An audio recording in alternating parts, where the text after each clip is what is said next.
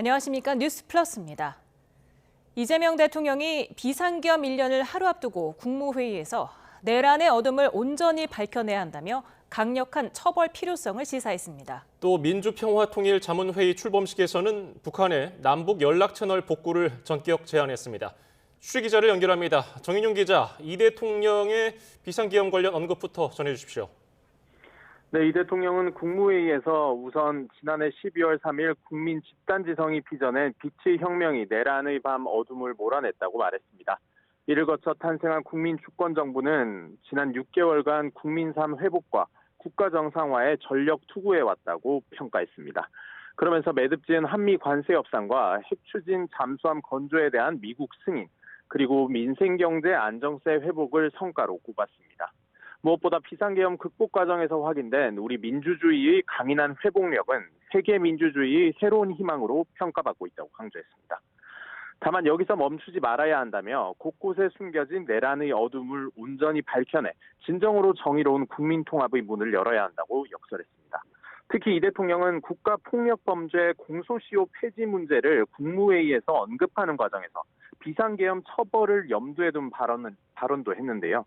군사 쿠데타 등 국가 권력으로 개인의 인권을 침해하는 데 대해서는 나치 전범을 처리하듯 영원히 살아있는 한 형사처벌하고 상속인들까지 끝까지 책임지게 해야 한다고 비판했습니다. 이 대통령은 내일 내란청산 시민대행진 행사에도 참여하기로 했는데 비상계엄 책임자와 가담자 단죄를 강조한 거란 해석이 나옵니다. 이 대통령은 또 비상계엄 저지와 헌정질서 수호에 함께한 국민에게 표창 등 증서를 수여하고 국민 주권 정신을 대대로 기억하기 위한 방안을 마련해 나가겠다고 덧붙였습니다. 네, 이 대통령이 북한을 향해서는 공식적으로 대화를 제안했던데 이건 어디서 나온 발언입니까? 네, 이 대통령은 오늘 오후엔 자신이 의장을 맡는 직속 자문기구인 민주평화통일자문회의 22기 출범식에 참석했는데요. 이 대통령은 의장 연설에서 한반도 평화가 어느 때보다 중요해지고 있다며 국익을 중심으로 경쟁하면서도 협력하는 게 세계적 흐름이라고 진단했습니다.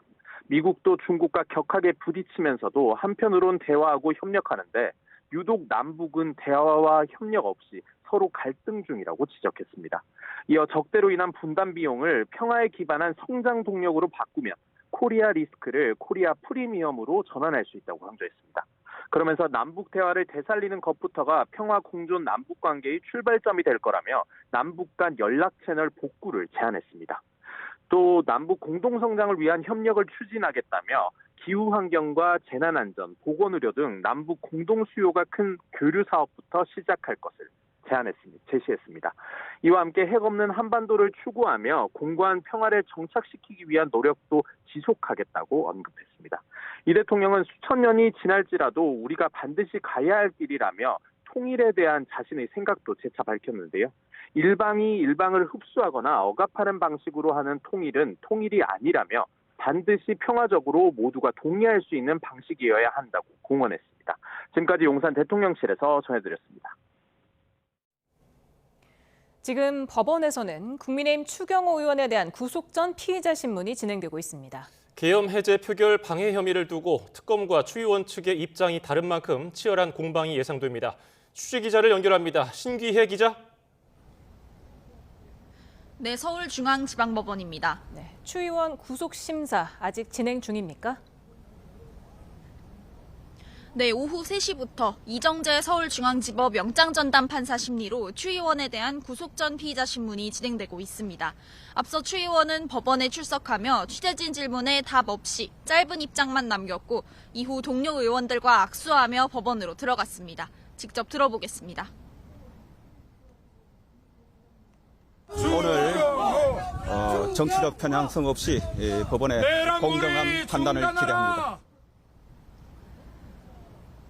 국회 해제 표결 방해 혐의를 두고 특검과 추의원이 상반된 주장을 펼치고 있는 만큼 치열한 공방이 벌어지고 있을 거로 보이는데요. 특검은 박억수 특검보 외에 6명의 검사가 구속심사에 참여했고 741쪽짜리 의견서와 304장 분량의 PPT도 준비했습니다. 신문을 마치면 추의원은 서울구치소에서 대기하게 되는데 결과는 이르면 오늘 밤, 늦어도 계엄 선포 1년이 되는 내일 새벽에 나올 전망입니다. 예, 구속심사 쟁점도 알아보죠. 특검은 어떤 부분을 강조할까요?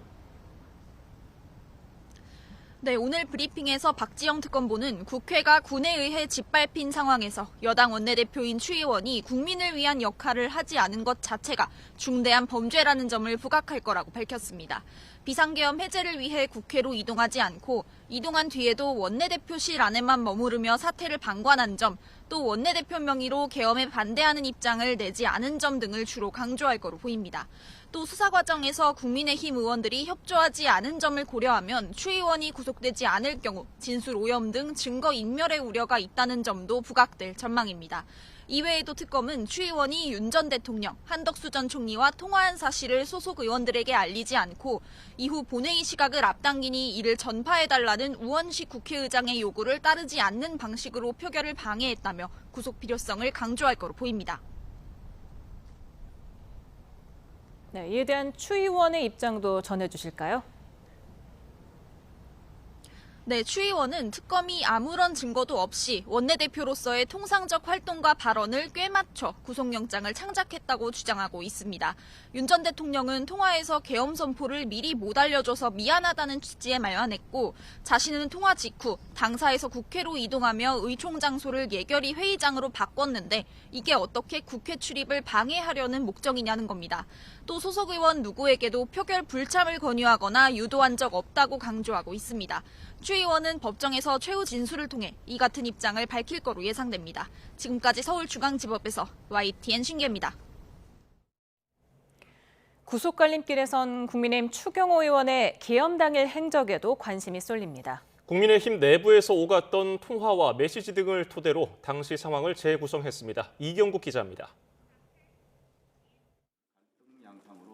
지난해 12월 3일 밤 10시 40분쯤 계엄 선포 사실을 알게 된 추경호 의원은 여의도로 출발합니다.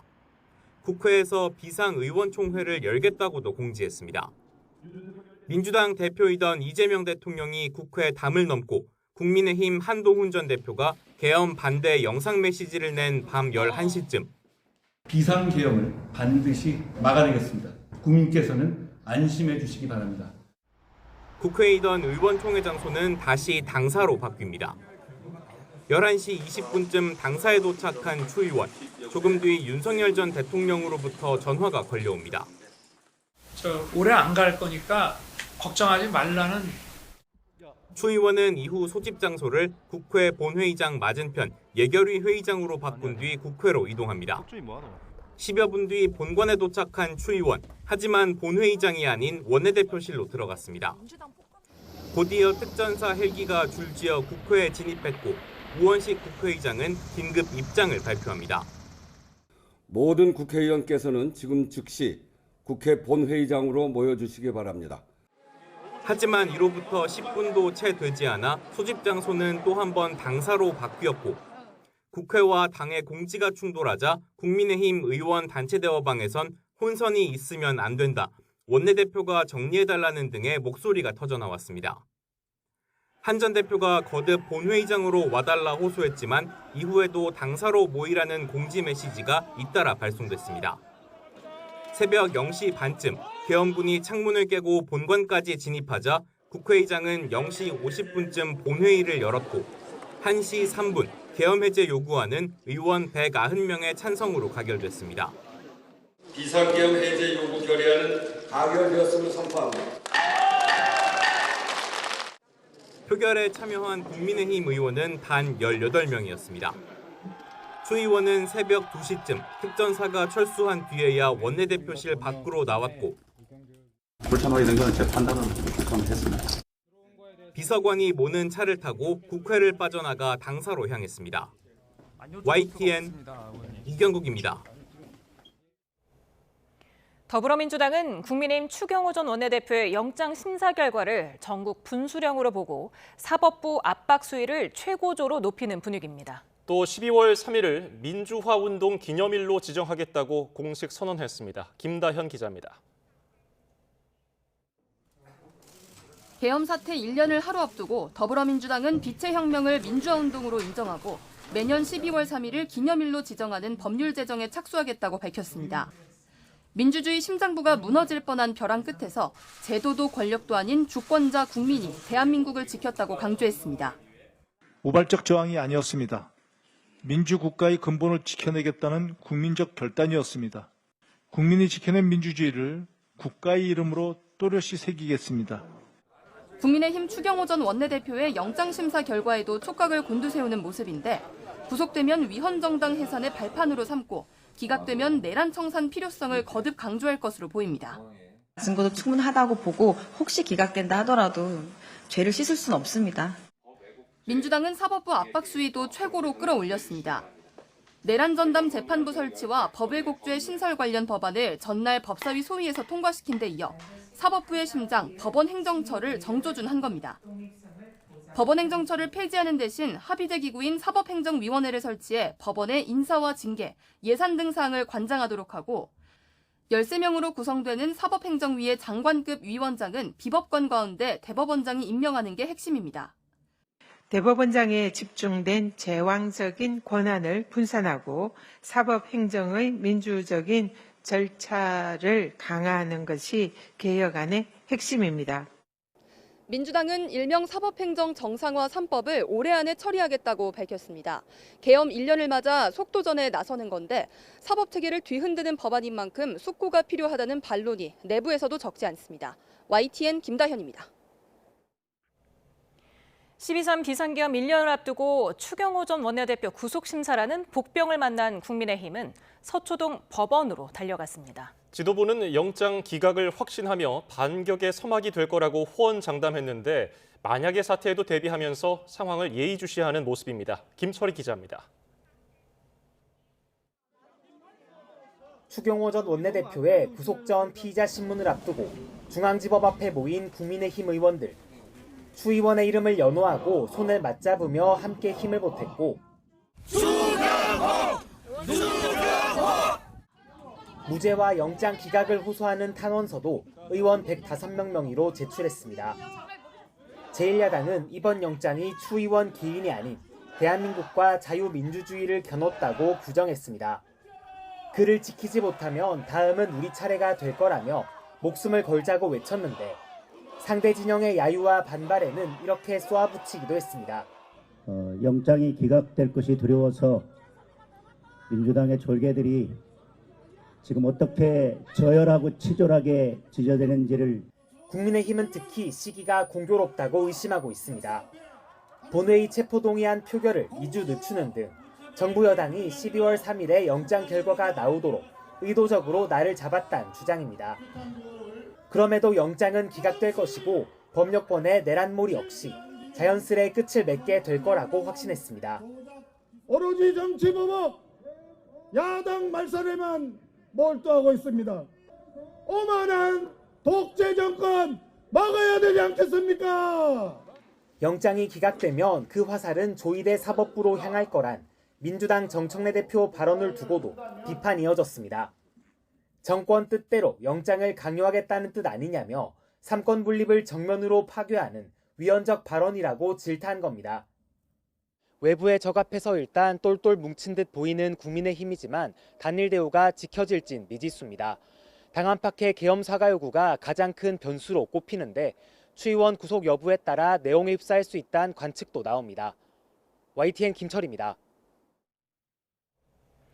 쿠팡 개인정보 유출 사태를 둘러싼 우려가 커지는 가운데 이재명 대통령이 이를 처음 거론하며 엄중히 책임을 물어야 한다고 강조했습니다. 징벌적 손해배상 제도를 현실화해야 한다고도 말했는데요. 직접 들어보시죠. 피해 규모가 약 3,400만 건으로 방대하지만 처음 사건이 발생하고 5개월 동안 회사가 유출 자체를 파악하지 못했다는 게 참으로 놀랍습니다. 이 정도인가 싶습니다. 사고 원인을 조속하게 규명하고 엄중하게 책임을 물어야 되겠습니다. 관계부처는 해외 사례들을 참고해서 과징금을 강화하고 징벌적 손해배상 제도도 현실화하는 등 실질적인 또 실효적인 대책에 나서 주시기 바랍니다. 이처럼 3천만 명이 넘는 쿠팡 고객들의 개인정보가 유출되면서 그 파장이 커지고 있습니다. 오늘 국회 긴급 현안 질의에서는 정부가 쿠팡 내부망에 접근 가능한 인증키가 범행에 악용됐다고 밝혔는데 경찰도 이를 들여다볼 것으로 보입니다. 취재 기자를 연결합니다. 김희영 기자, 경찰 수사 상황부터 전해주시죠.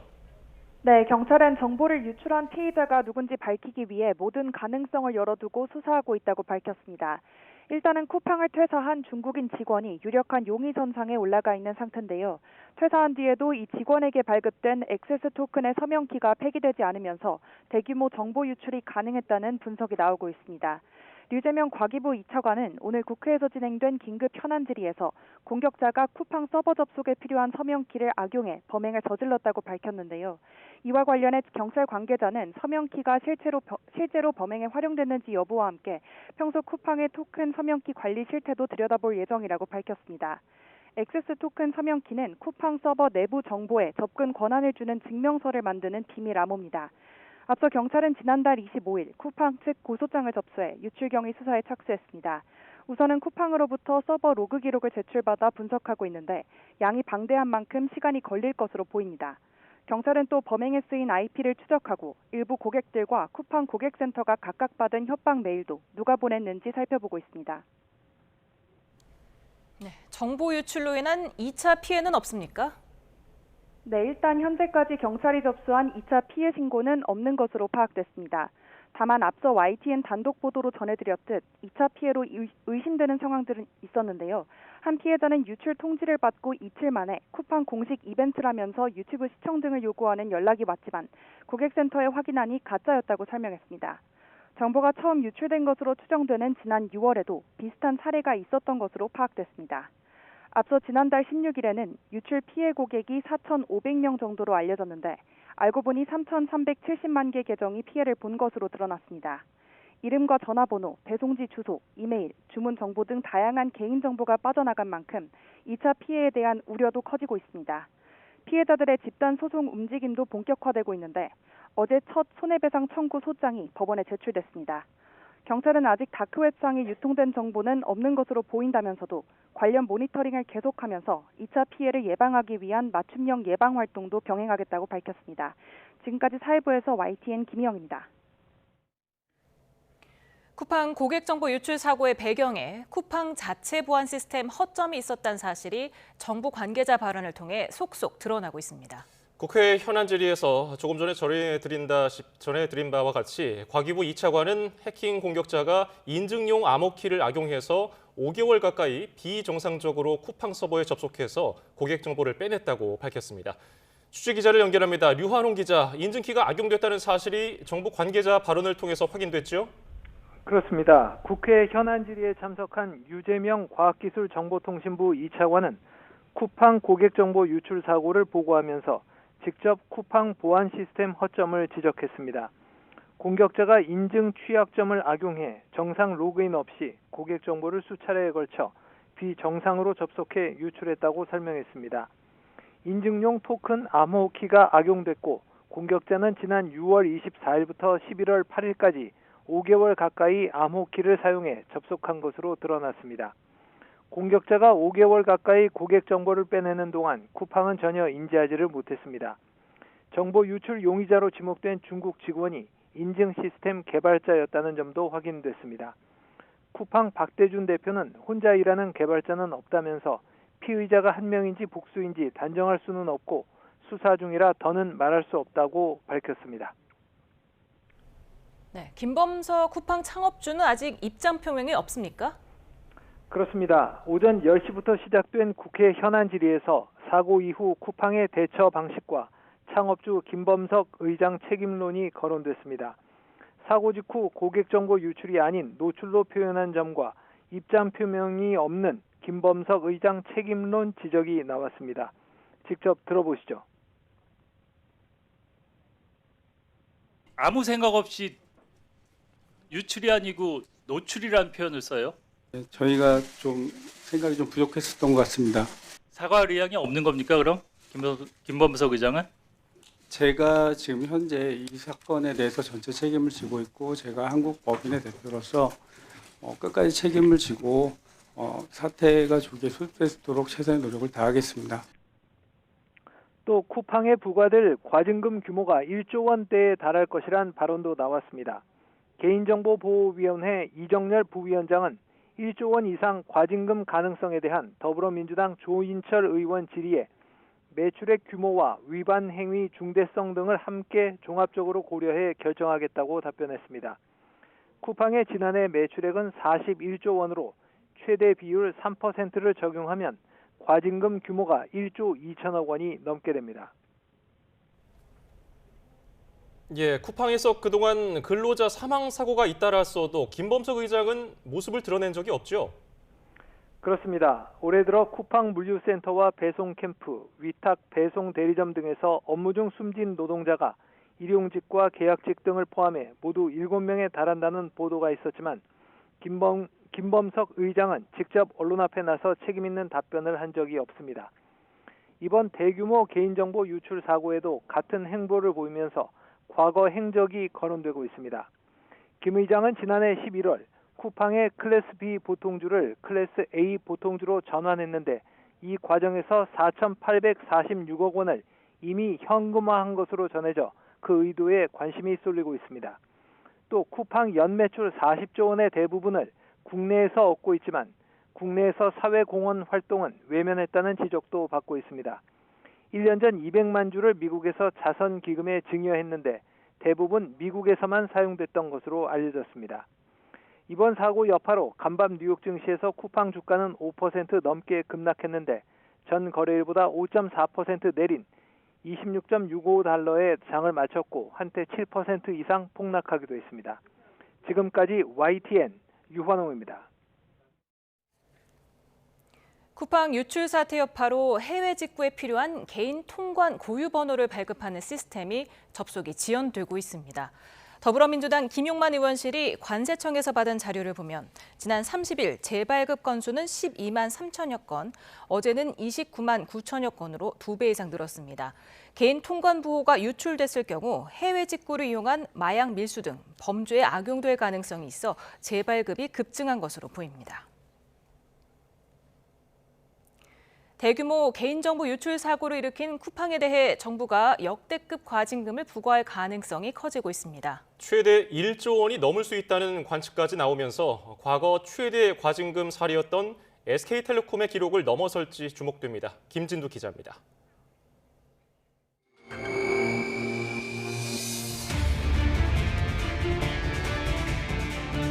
그동안 해킹에 의한 개인정보 유출로 최대 과징금이 부과됐던 업체는 SK텔레콤입니다. 모두 2,300여만 명의 휴대전화 번호 등 25종이 유출되며 1,347억 9천만 원의 과징금 처분을 받았습니다. 그런데 이번에 유출된 쿠팡의 개인정보는 무려 3,370만 개, 사상 최대 규모의 유출 사고입니다. 국회 현안 질의에서 쿠팡에 최대 1조 원대 과징금이 부과될 가능성이 제기된 이유입니다. 개인정보보호위원회는 쿠팡 사태가 과징금 부과 대상이라며 금액 산정에 대해 중점적으로 검토하고 있음을 인정했습니다. 안전수 확보 조치 기준을 다 한 경우만 일부 면책을 하고 있기 때문에 이 부분에 대해서는 입증 책임이 처리자한테 있음을 말씀드리겠습니다. 매출액 규모 확정뿐만 아니라 위반행위 중대성 이런 부분들을 함께 저희 위원회에서 판단해서 종합적으로 결정할 예정입니다. 현행 개인정보보호법은 개인정보 유출 시 전체 매출의 최대 3%까지 과징금을 부과할 수 있도록 규정하고 있습니다. 쿠팡의 지난해 매출 41조 원을 기준으로 단순 계산하면 과징금 규모는 1조 2천억 원을 넘어설 수 있습니다. 이는 개인정보보호위원회가 출범한 이후 역대 최대 과징금을 경신할 수 있는 수준입니다. 국회에서는 쿠팡이 앞선 3차례의 개인정보 유출 사고에도 불구하고 과징금 과태료가 16억 원 수준에 그쳤던 점이 솜방망이 처벌이었다는 지적도 나왔습니다. 이에 대해 개보인은 엄중히 책임을 물을 수 있는 방안을 적극 검토하겠다며 대규모 유출 사고에 대한 처벌 수위를 크게 높이겠다는 의지를 내비쳤습니다. 쿠팡에 대한 최종 과징금 규모는 쿠팡 측의 입증과 위원회의 종합적인 판단을 거쳐 결정될 예정입니다. YTN 김준두입니다. 외국인과 기관이 모처럼 매수에 나서면서 코스피가 2% 가까이 상승해 4,000선에 바짝 다가섰습니다. 코스피는 오늘 1.9% 오른 3,994.93의 장을 마치며 3거래일 만에 상승 마감했습니다. 원달러 환율은 외국인의 국내 주식 매수세에 소폭 하락하며 오후 3시 반 기준 어제보다 1.5원 내린 1,468.4원으로 집계됐습니다. 고환율 영향으로 지난달 소비자 물가가 2.4% 올라 석 달째 2%대 상승률이 이어졌습니다. 환율과 민감하게 연동된 석유류와 수입 먹거리를 중심으로 물가 변동성이 커지는 모습입니다. 오인석 기자입니다. 소비자 물가가 석 달째 2%대 상승률을 기록했습니다. 지난 8월 1.7%로 떨어졌던 물가는 9월 2.1%로 오른 뒤 3개월 연속 2%대에서 움직이고 있습니다. 자주 구매하는 품목으로 구성돼 체감 물가에 가까운 생활 물가 지수는 2.9% 올라 1년 4개월 만에 가장 높았습니다. 환율 변동에 민감한 석유류 물가가 5.9% 뛰며 9개월 만에 가장 높은 상승률을 기록했습니다. 경유는 10.4%, 휘발유는 5.3% 오르며 상승폭이 컸습니다.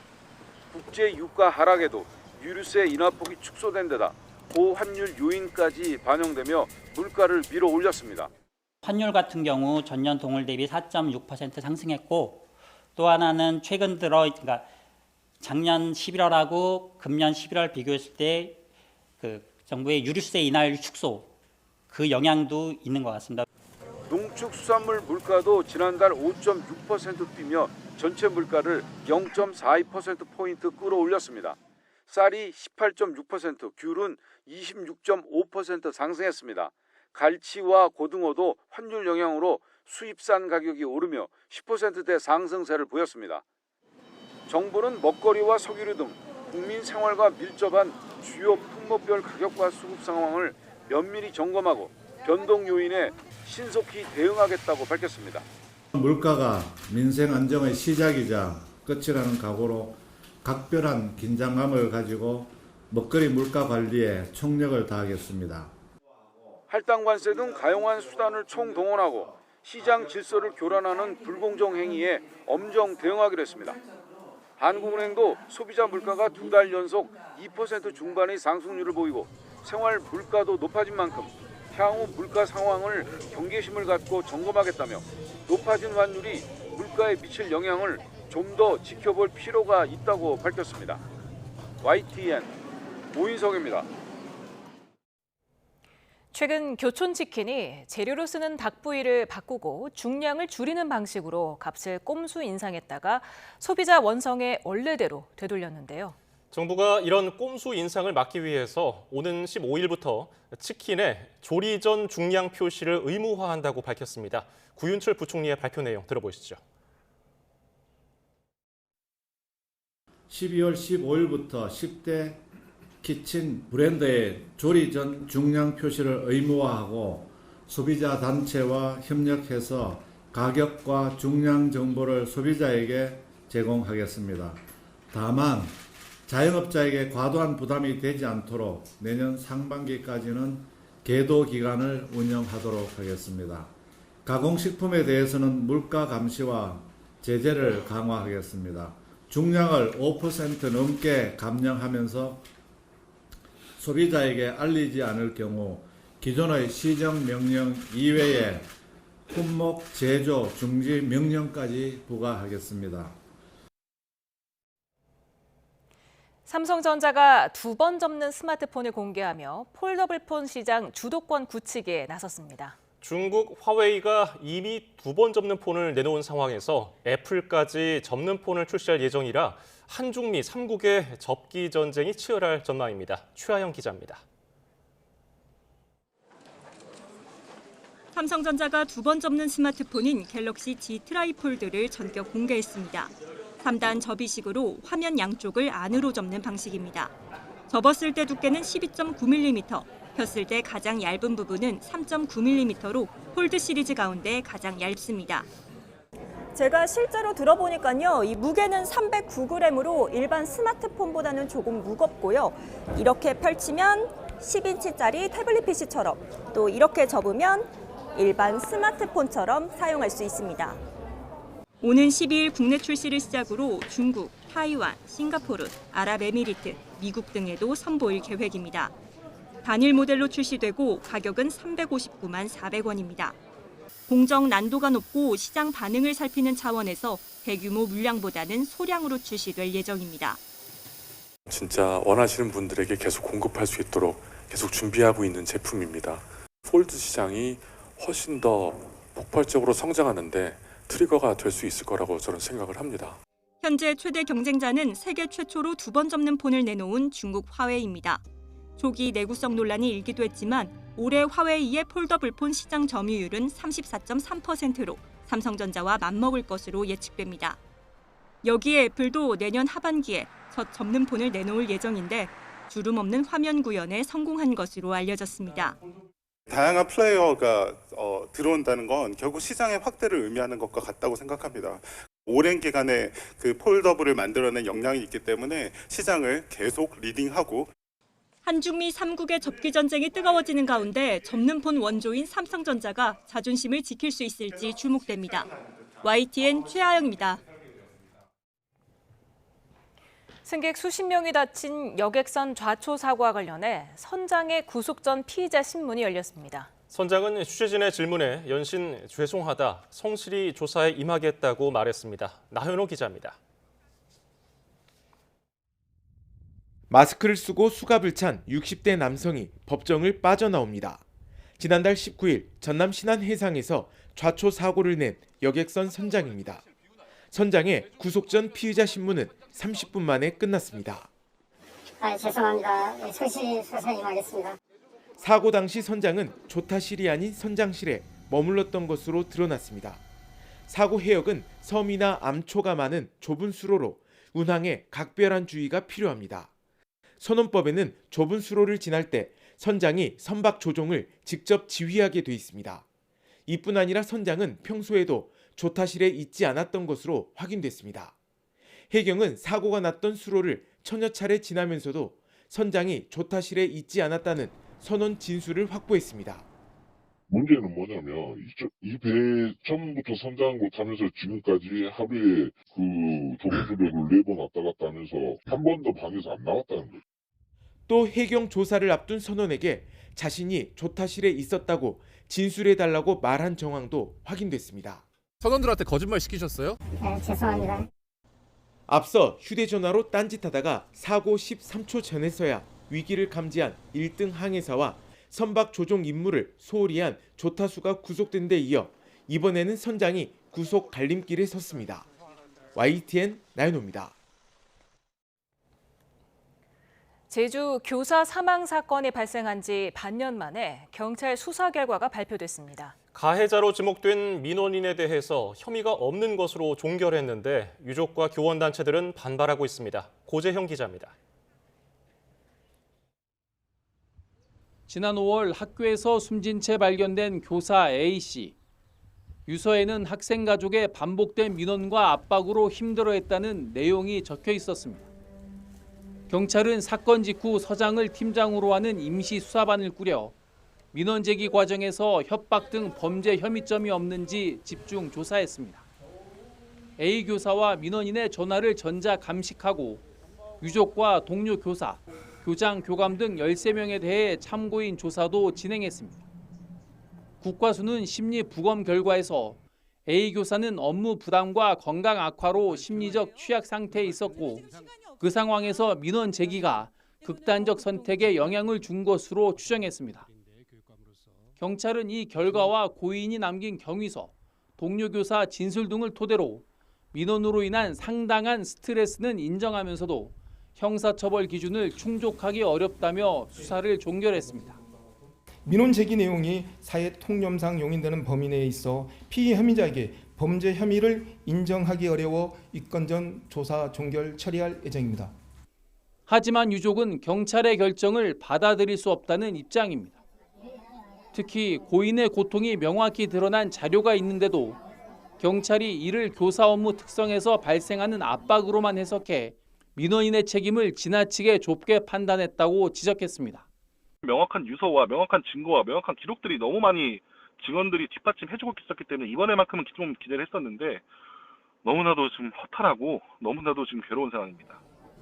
전교조와 한국교총 등 교원단체들도 성명을 내고 경찰 수사 결과를 비판했습니다. 경찰 발표를 기다리며 진상조사 결과 발표를 미뤄온 제주도교육청은 오는 4일 조사 결과를 공개할 예정입니다. YTN 고지영입니다. 전국 대리운전 노동조합은 지난달 14일 새벽 대전 유성고도로에서 60대 대리기사를 차량에 매달고 주행해 숨지게 한 혐의로 검찰에 넘겨진 30대 피의자에 대한 엄벌을 촉구했습니다. 노조는 오늘 대전시청 앞에서 기자회견을 열고 대리기사 28만 명을 대표해 참을 수 없는 분노를 느낀다며 제대로 된 진상조사와 처벌이 필요하다고 강조했습니다. 이어 대리기사들은 승객의 욕설과 폭행 위험에 무방비로 노출된 채 운전대를 잡아야 한다며 더는 참혹한 죽음이 벌어지지 않도록 정부와 지자체 대책 마련을 촉구했습니다. 원청업체 사무실 냉장고에서 1,050원어치 과자를 꺼내 먹었다가 항소심에서 무죄를 선고받은 40대 보안업체 직원에 대해서 검찰이 상고를 포기했습니다. 전주지검은 항소심 판결문을 검토한 결과 법원의 결정을 존중해서 상고를 제기하지 않기로 했다고 밝혔습니다. 검찰과 피고인 양측이 상고하지 않으면 무죄가 확정돼서 보안업체 직원은 일자리를 계속 지킬 수 있게 됩니다. 추위가 갈수록 강해지면서 내일은 이번 겨울 들어 가장 강한 한파가 찾아오겠습니다. 서울은 체감온도가 영하 12도까지 떨어지고 서해안에는 많은 눈이 예보됐습니다. 김민경 기자입니다. 12월의 시작과 함께 기세를 올린 추위는 내일 가장 강해지겠습니다. 상층에서 영하 35도 이하의 찬 공기가 내려오면서 서울은 아침 기온이 영하 8도, 체감온도는 영하 12도까지 떨어질 걸로 보입니다. 전국적으로도 기온이 오늘보다 5에서 10도가량 낮아질 전망입니다. 강한 북서풍이 동반되면서 체감 온도가 굉장히 낮겠고 낮에도 영하권에서 가장 춥게 느껴질 수가 있겠고요. 중부 대부분 지역에는 한파특보가 내려졌고 서울도 한 달 만에 다시 한파주의보가 발효됐습니다. 찬 공기가 상대적으로 따뜻한 서해를 지나면서 눈구름이 발달해 충남과 호남 서해안에는 많은 눈이 예보됐습니다. 3일 새벽부터 오전 사이에 충남과 전라 서해안 근처에서 국지적으로 강한 눈이 가능성이 있습니다. 3에서 8cm, 내륙적으로 더 들어왔을 때는 1에서 5cm 정도 예상이 되고 있고요. 모레 오후에는 서울에도 1cm 안팎의 첫눈이 내릴 가능성이 있습니다. 이번 추위는 모레 오후부터 서서히 누그러지겠고 주말에는 평년 기온을 웃돌겠습니다. 기상청은 갑작스러운 한파와 눈으로 인한 도로 결빙과 동파 등 안전사고에 특히 주의해달라고 당부했습니다. YTN 김민경입니다.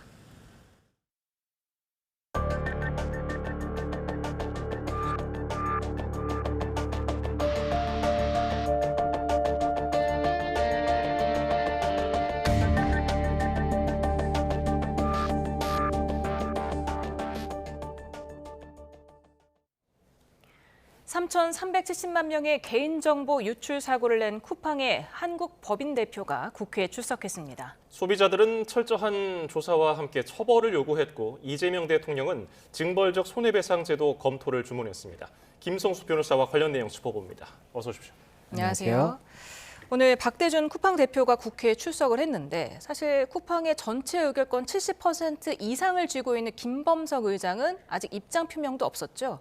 예, 맞습니다. 쿠팡 구조를 조금 설명을 드리겠습니다. 이 쿠팡은 일단 국내에서 이 영업을 하고 있는 쿠팡 법인이 있습니다. 그런데 이 법인의 100% 주식을 이 미국에 있는 쿠팡 INC가 가지고 있습니다. 그리고 이 쿠팡 INC의 주식 중에 70% 이상의 이 지배력을 가지고 있는 사람이 김범석 의장, 이 쿠팡의 창업자로 알려져 있는 김범석 의장이기 때문에 지금 현재 이 김범석 의장이 실질적인 이 쿠팡의 대표자로서 어떠한 책임을 져야 되는 것이 아니냐 이런 이야기가 나오는 상황인데 오늘 이 국회에서 이 현안 질의가 있었습니다. 그런데 이 현안 질의에는 이 김범석 의장이 모습을 나타낸 것이 아니라 국내 이 쿠팡 기업의 대표이사인 이 박대준 이사가 모습을 나타내면서 이에 대해서 여러 가지 의견이 나오는 그런 상황인 겁니다. 예, 그러면 책임에 대해서는 어떻게 바라볼 수 있습니까?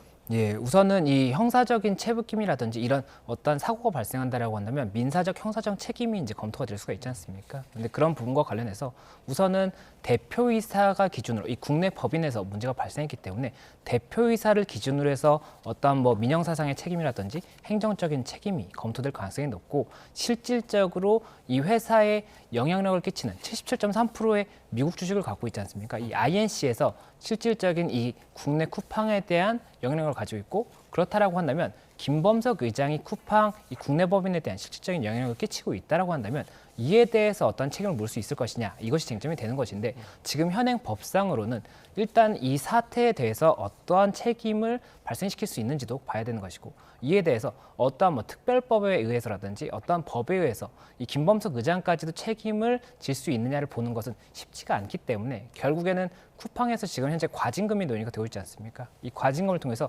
국내 쿠팡 법인의 어떠한 경제적인 이 타격이 발생한다고 한다면 그것을 통해서 실질적인 이 주주라고 할 수 있는 대표 주주라고 할 수 있는 김범석 의장에게 어떠한 타격을 주는 것이 현실적인 방법이 아니겠느냐 이런 이야기가 나온 것 같습니다. 네, 쿠팡이 미국에 본사를 둔 미국 법인이면서 또 사업은 한국에서 하는 좀 기형적인 구조, 지배 구조 이런 거에 대한 비판의 목소리가 커지고 있는데 왜 돈은 대부분 한국에서 벌면서 본사를 미국에 두고 있는 겁니까?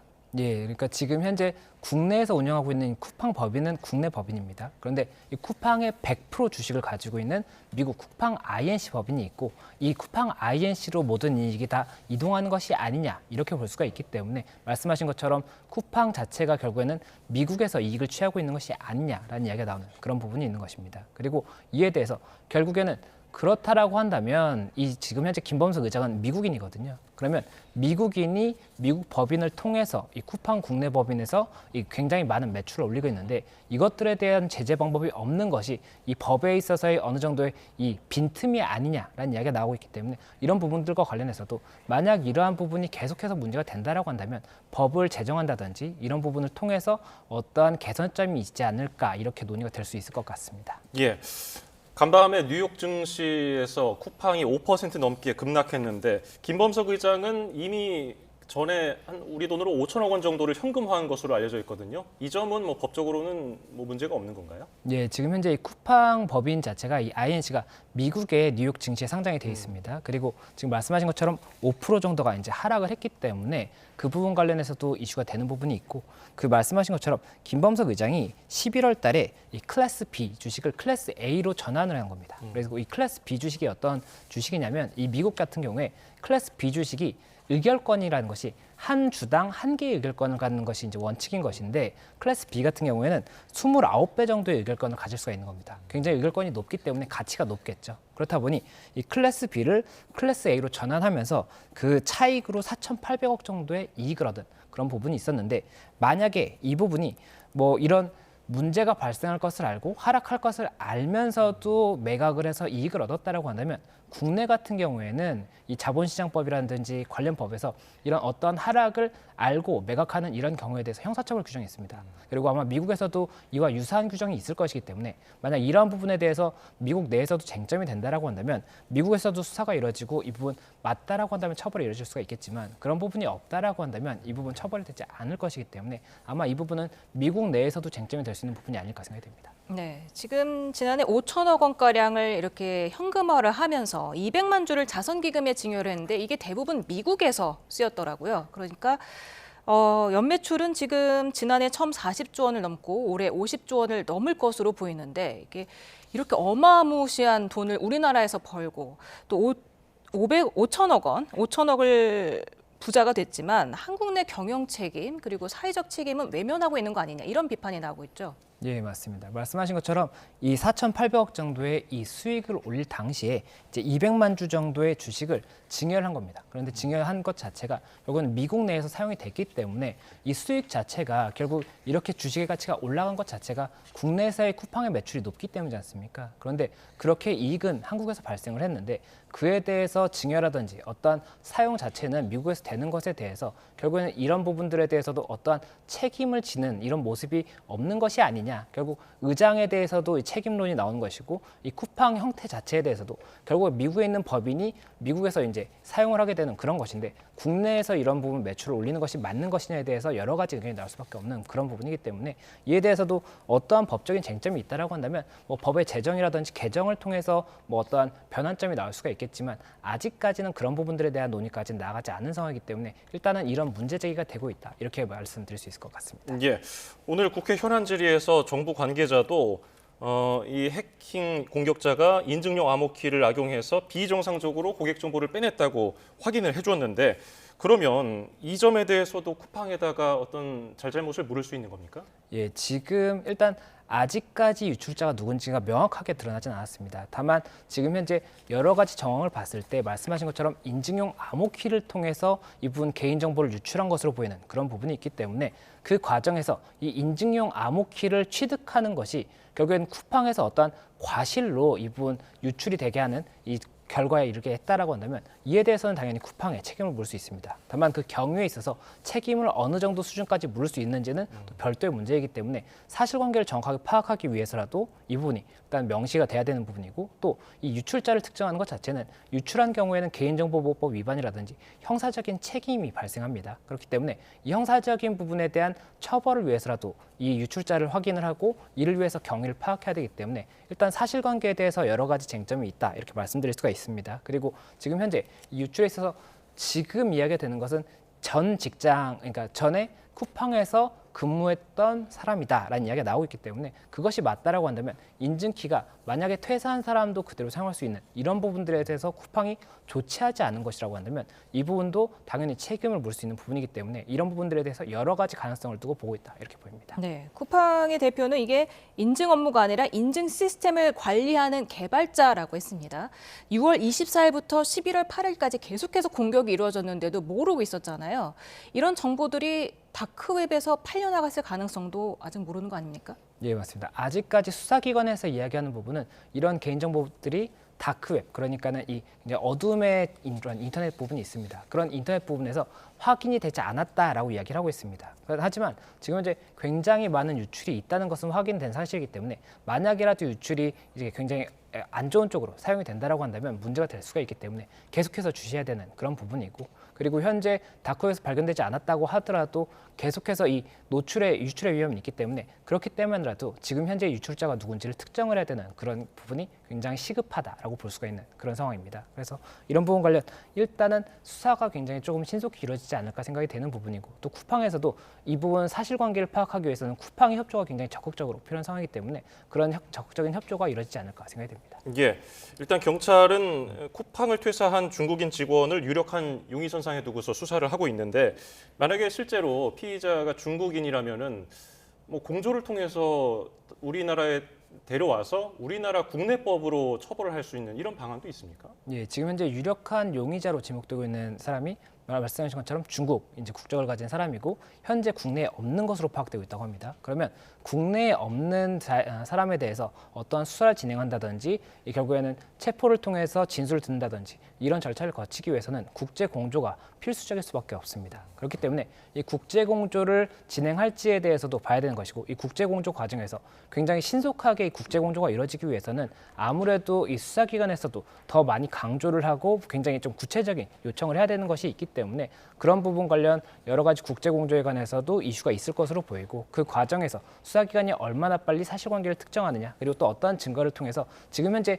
유력 용의자로 언급되고 있는 이 외에도 다른 가능성도 두고 있다고 이야기를 하고 있거든요. 그렇다 보니 지금 현재 쿠팡 전산에 남아있는 어떠한 증거들이 있는지에 대해서 굉장히 다 유의미하게 봐야 되는 것이 아닌가 생각이 듭니다. 네, 오늘 국회에서 또 노출이라고 표현한 데 대한 비판도 있었는데 노출이 맞냐 유출이 맞냐 했더니 유출이 맞다고 또 인정을 했는데 이게 법적인 책임에 있어서 차이가 있습니까? 예, 일단 유출과 노출은 그 의미가 다릅니다. 노출 같은 경우에는 뭐 공공에 노출된다든지 이렇게 좀 드러내서 보이는 그런 것이라고 볼 수가 있고 유출 같은 경우에는 빠져나간 것을 유출이라고 하겠죠. 그런데 이 부분이 만약에라도 법적인 부분을 염두에 뒀다라고 한다면 이 개인정보보호법을 보면 개인정보보호법에서 지금 현재 쿠팡의 과징금에 관해서 언급이 되고 있지 않습니까? 이 과징금의 사례가 여러 가지 사례들이 있는데 그 중에 한 가지가 유출된 경우입니다. 그런데 노출 같은 경우에는 이 사례에 들어가 있지 않거든요. 그렇다 보니 만약이라도 쿠팡에서 해당 조항에 해당하지 않는다, 해당 조항에 이 유출이 아닌 노출에 불과하다라고 주장하기 위해서 그러한 표현을 썼다라고 한다면 이것은 법적인 부분에 쟁점이 될 수가 있는 것이고, 다만 그런 부분이 아니었고 그냥 이 단어의 사용에 있어서 조금 부적절한 사용이었다라고 한다면 이 부분은 이제 법적인 쟁점까지는 가지 않을 것이기 때문에 일단 그렇게 조금 법적인 쟁점이 될 수 있다라는 설명을 드릴 수가 있을 것 같습니다. 그리고 이 유출이라고 이 본인들이 그 행위의 의미에 대해서 사용한다고 하더라도 결국에는 이 법을 집행함에 있어서는 어떠한 부분은 사실관계를 기준으로 하는 것이지 이 당사자가 어떤 단어를 사용했는지는 중요하지 않은 것이고, 또 실제 지금 쿠팡에서도 유출이라고 다시 정정을 했습니다. 그렇기 때문에 향후에 이 부분은 법적인 쟁점은 되지 않을 것 같습니다. 예, 대통령도 이 사건에 대해서 엄중 처벌을 강조했습니다. 해외 사례를 참고해서 징벌적 손해배상 제도를 현실화해야 한다고 얘기를 했는데 해외에서는 어떤 사례가 있습니까? 예, 일단 해외 같은 경우에는 과징금 같은 경우도 지금 우리나라 이 과징금 같은 경우에 이 최근에 법이 개정되면서 전체 매출의 이제 100분의 3을 초과하지 않는 범위에서 과징금이 이제 부과가 될 수가 있습니다. 그런데 그 부과의 정도도 아무래도 해외보다는 낮다라고 볼 수가 있다라는 거죠. 뭐 페이스북이라든지 이런 해외 사례 같은 경우에는 굉장히 과징금이 높게 나왔던 그런 사례들이 있습니다. 그리고 또 징벌적 손해배상 같은 경우가 이 손해배상이라는 것이 국내의 법은 일단 손해가 발생을 하면 이에 대해서 배상을 청구할 수가 있는 것이고, 그 배상의 범위는 실제 발생한 손해를 기준으로 합니다. 그런데 이런 개인정보가 유출됐을 때 이에 대한 손해를 어느 정도로 산정하는지에 대해서는 아무래도 기존 법원의 판결들을 봤을 때는 높지 않다라고 보이거든요. 그렇다 보니 이런 그 판단에 있어서도 징벌적 손해배상 제도를 최대한 많이 적용을 해서 그 범위를 조금 더 높게 볼 수 있는 그런 제도를 마련하자라는 이야기가 있었는데, 이런 개인정보보호법 위반이라든지 이런 것들에 있어서 어떻게 적용될 수 있을지도 봐야 되는 것이고, 또 지금 현재 일부 징벌적 손해배상 제도가 법에 들어있는 경우가 있습니다. 그런데 그 경우에도 이 실제 발생한 손해 3배에서 5배의 범위 내에서 판단할 수 있다라고 되어 있는데, 그 부분 3배에서 5배까지 인정하는 사례 자체도 쉽게 볼 수는 없기 때문에 실제 이게 제도가 있다고 하더라도 적용에 대해서 다시 한번 고민해봐야 되는 시기가 아닌가 생각이 듭니다. 네, 현재 징벌적 손해배상이 기업의 중과실 그리고 피해자의 구체적인 손해가 입증돼야만 좀 물릴 수 있다. 이로서 실효성이 낮다는 지적도 제기되고 있는데, 대통령이 직접 언급한 만큼 법 개정이 이루어질 수도 있겠죠?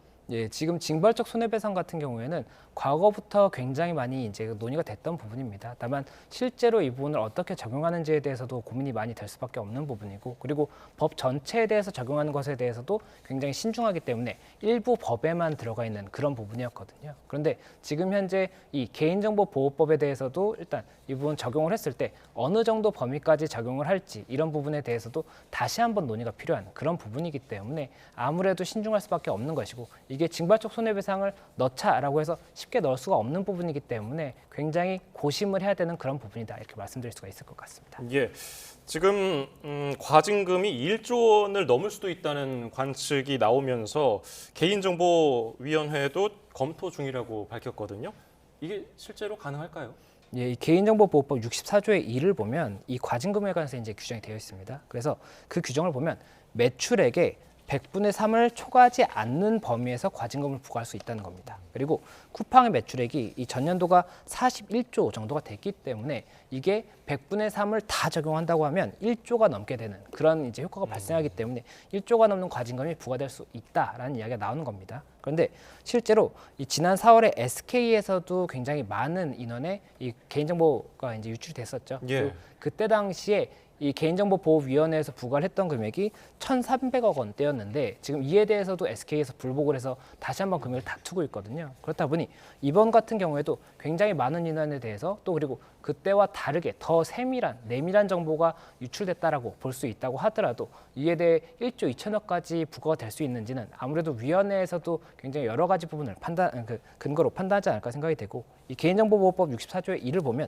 이 판단 기준에 대해서 위반 행위의 정도라든지 위반 행위의 기간, 그리고 이 유출과 위반 행위 간의 연관성 이런 것까지도 보기 때문에 그런 부분을 아무래도 종합적으로 판단해서 그 부과가 이뤄질 것이고, 이에 대해서 쿠팡이 그대로 받아들이는지 아니면 불복하는지도 지켜봐야 될 것 같습니다. 네, 지금 집단 소송 움직임도 본격화하고 있습니다. 어제 첫 손해배상 청구 소장이 법원에 제출이 됐는데 얼마까지 받을 수 있을까요? 일단 과거 사례를 봤을 때는 10만 원 정도가 인정됐던 사례가 몇 차례 있었던 것으로 알고 있습니다. 이 개인정보 유출에 대해서. 그렇다 보니 이번에도 유사하지 않겠느냐라는 의견이 조금 다수인 것으로 보이고, 다만 이번 같은 경우에는 이 과거 사례보다도 훨씬 더 내밀한 개인적인 정보가 많이 유출이 됐기 때문에 그렇다면 금액이 더 높아질 수 있는 것이 아니냐, 이런 이야기가 나오고 있어서 이 부분에 대해서도 일단은 법원의 판단을 봐야 될 것으로 보이고, 그리고 이 법원마다 각각 사건이 진행된다라고 한다면 재판부마다도 금액의 이 판단에 대해서 조금 달리 볼 수가 있기 때문에 이런 부분이 변수가 된다라고 보입니다. 이번 사건 그리고 앞서 있었던 이동통신사 유출, 중복해서 유출된 분들도 많으실 거예요. 주민등록번호를 바꾸고 싶다는 분들도 계시는데 이게 쉽게 가능합니까? 예, 지금 현재는 주민번호를 변경함에 있어서 피해가 내 재산상의 피해라든지 신체적인 피해가 우려되는 경우에는 변경을 할 수가 있습니다. 그리고 지금같이 유출된 경우에는 이 우려가 인정된다고 볼 수 있는 가능성이 높기 때문에 아무래도 주민번호의 변경 가능성이 높다라고 보입니다. 예, 오늘 도움 말씀 여기까지 듣죠. 김성수 변호사였습니다. 고맙습니다. 감사합니다. 고맙습니다.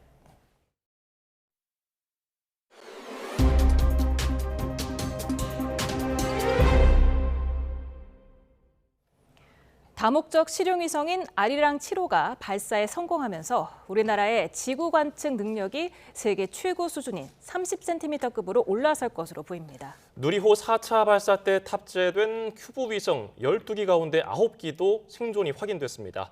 우리나라 위성 개발이 어디까지 왔고 앞으로 계획은 뭔지 장하영 기자가 전해드립니다. 3, 2, 1, allumage B120, décollage. 아리랑 7호가 남아메리카 프랑스령 기아나 우주센터에서 아리안 스페이스 베가 C에 실려 우주로 날아갑니다. And we have confirmation there of separation of ComSat right over Jeju Island. 44분 뒤 제주도 상공고도 570km 궤도에서 위성이 정상 분리됐고 25분 뒤 남극 트롤 지상국과 첫 교신에 성공했습니다.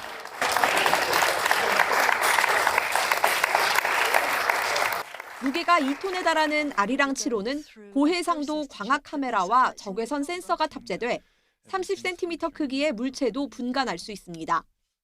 기존 아리랑 3A호와 비교해 관측 해상도가 3배 이상 좋아졌고 1999년 아리랑 1호의 500배 수준입니다. 실질적인 운영은 내년 하반기부터 본격적으로 위성 영상을 배포를 할 수 있게 되겠습니다. 세계 최고 수준의 관측 위성을 확보한 우리나라는 내년에 올해보다 더 많은 위성을 발사합니다. 한반도 주변을 정밀 감시하는 초소형 군집 위성을 누리호 5차와 6차에 실어보내고 아리랑 6호가 이번과 같은 아리안 스페이스 베가 C에 차세대 중형 2호와 4호가 스페이스X 펠컨 9에 실려 발사될 예정입니다. 다음 목표는 10cm급 초고해상도 위성입니다. 10cm급 고해상도, 초고해상도 위성 확보를 위해서 내년부터 다목적 실용위성 8호가 착수할 예정으로 있으며 7호의 후속에 관련되는 초고해상도 광학 핵심 기술 개발 사업도 내년부터 착수할 예정으로 있습니다. 5일 전 누리호에 실려간 큐브 위성 12기 가운데 9기가 교신에 성공했다는 소식도 들어왔습니다. 우주청은 아직 신호가 잡히지 않은 3기도 미국 연합우주작전센터의 궤도 정보를 이용해 계속 교신을 시도할 예정이라고 밝혔습니다. YTN 장하영입니다. 프로배구 IBK 기업은행 컵 대회에서는 우승했지만 막상 정규리그에서 7연패에 빠지며 최하위로 추락했죠. 여오현 감독 대행이 지휘봉을 잡고 2연승으로 분위기를 다시 반전시켰습니다. 이경재 기자입니다. IBK 기업은행은 지난 9월 컵 대회에서 9년 만에 우승에 이어 정규리그 미디어데이에서는 우승 후보 1순위로 꼽혔습니다. IBK가 5표를 받았고 그리고 도로공사에게 1표. 하지만 전망은 빗나갔습니다. 초반 9경기에서 1승 8패. 베테랑 김호철 감독은 스스로 사령탑에서 물러났습니다. 갑자기 임시 지휘봉을 잡은 여우현 감독 대행은 바닥까지 가라앉은 팀 분위기를 바꾸는 데 주력했습니다. 선수들에게 코트에서 마음가짐은 놀이동산에 온 것처럼 편하게, 재밌게 하라고 강조했고 여우현 감독 대행이 오시면서 좀 더 재밌게 하자라는 말씀을 많이 하셨기 때문에 대신 지시할 게 있으면 선수들과 일일이 눈을 맞추며 명확하게 전달했습니다. 뛸 필요 없어. 그냥 올라오면서 빨리 만드는 데 그냥. 루킹 낮아. 괜찮아. 인사. 우리 뭐 하기로 했어? 첫 번째. 들어가서 뭐 하기로 했어? 수비되면 세컨볼. 결과는 2연승. 지난 26일 흥국생명에 이어 주말엔 2위를 달리던 페퍼저축은행까지 잡았습니다. 목요일 3연승 도전 상대는 정관장. 승리하면 탈꼴찌에 성공합니다. 공격은 연결만 잘해주면 저는 잘 때릴 수 있다고 생각하거든요. 그냥 디펜스 부분이나 커버 연결 그런 부분에서 더 중점을 주고 그런 팀을 만들고 싶습니다. 현역 시절 별명은 월드 리베로. 수백 수천 번 위기에서 몸을 던져 공을 살려냈던 여우현 감독 대행이 팀을 어디까지 끌어올릴지 관심입니다. YTN 이경재입니다. 공기가 점점 더 차가워지고 있습니다. 밤사이에는 기온이 더 크게 떨어지면서 내일은 한겨울 같은 강추위가 찾아오겠는데요.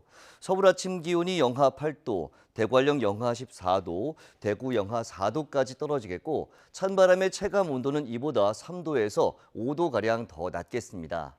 한낮에도 서울 기온이 영하 3도, 대전 0도, 광주 3도에 머물겠고 남부지방도 체감 온도가 영하권을 유지하는 곳이 많겠습니다. 한파 속에 충남과 호남, 제주도를 중심으로 눈비가 내립니다.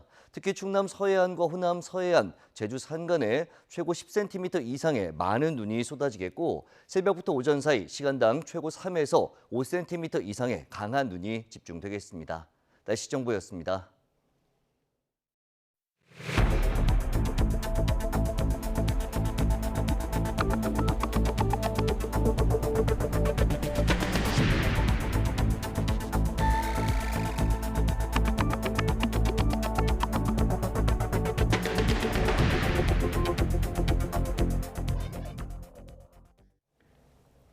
국민의힘 추경호 의원에 대한 구속 전 피의자 신문이 4시간 가까이 진행되고 있습니다. 계엄 해제 표결 방해 혐의를 두고 치열한 공방을 벌이는 것으로 보이는데요. 취재 기자를 연결합니다. 신귀혜 기자.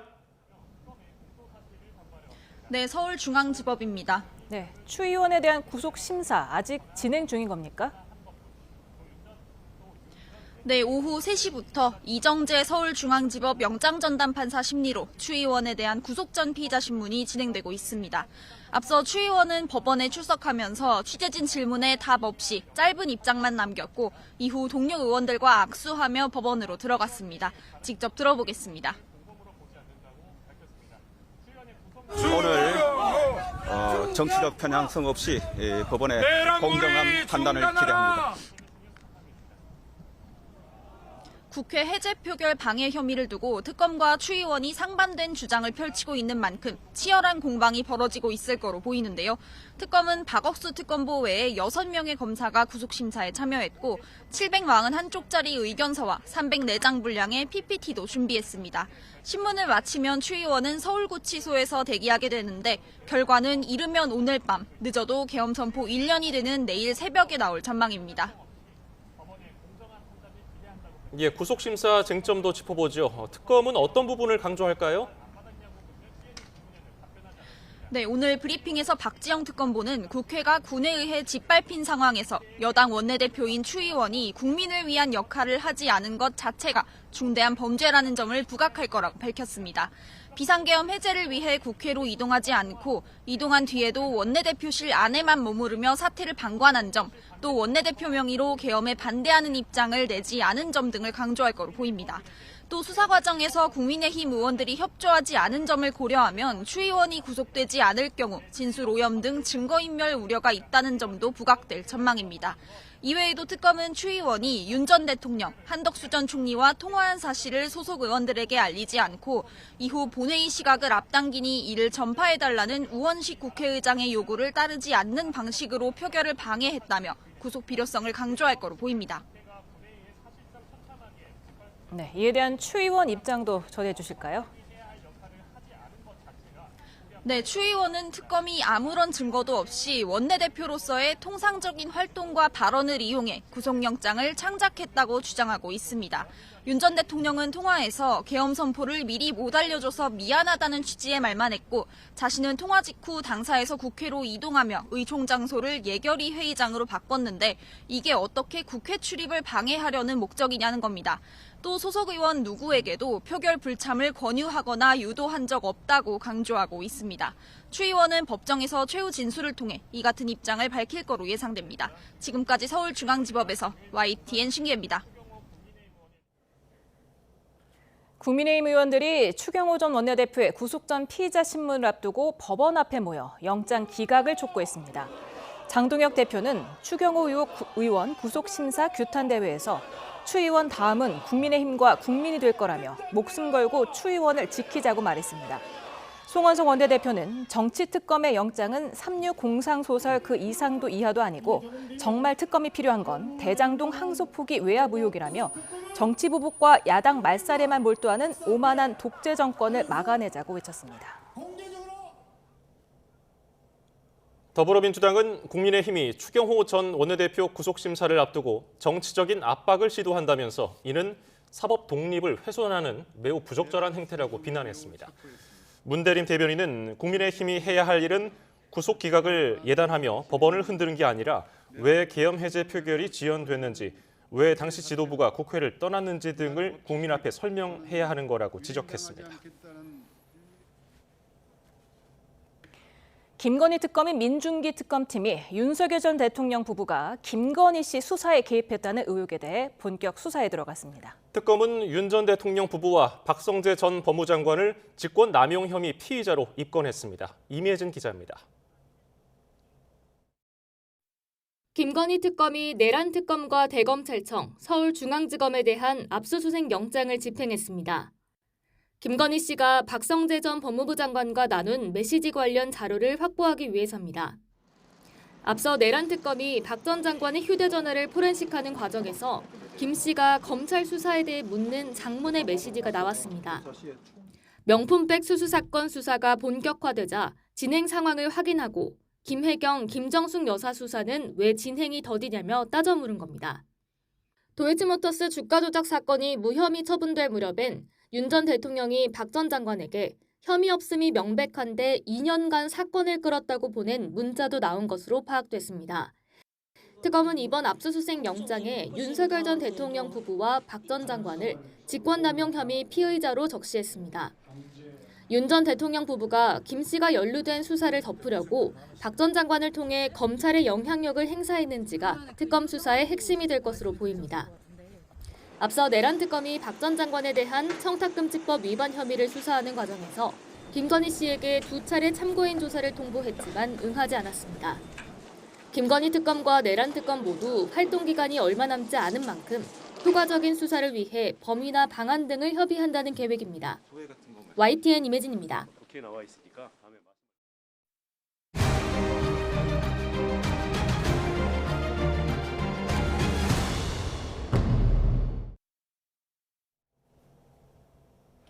지난해 12월 3일 계엄 선포 후 해제되기까지 6시간은 우리 정치 지형 자체를 송두리째 뒤흔드는 결정적인 분기점이 됐습니다. 탄핵과 조기 대선 이후 특검 수사를 사이에 둔 여야 대치까지 1년 새 숨가쁘게 돌아간 전국 시계를 박광렬 기자가 돌아봤습니다.